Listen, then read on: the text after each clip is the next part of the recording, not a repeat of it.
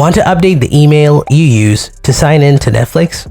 Maybe you're switching addresses or cleaning up your account. In this quick guide, I'll show you how to change your Netflix email right from your iPhone. So let's get started. First up, on your iPhone, open the Netflix app. Then tap any profile. Tap the profile icon in the top right, labeled My Netflix. Now tap the 3-line icon in the top right. Select Account. This will open Netflix's account page. On the account page, locate the security section and tap on Email. Now choose a verification method to verify it's you who's logging into this. After that, you'll be on a page like this.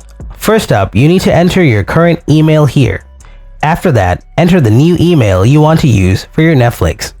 After that, if you tap the Save button, it will confirm the email change. I'll not tap the button since I don't want to change my email, but that's basically how you do it. And that's it.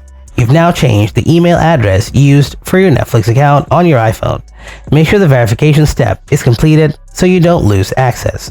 If this video helped you out, then hit that like button and subscribe for more quick Netflix fixes. And I'll see you in the next video.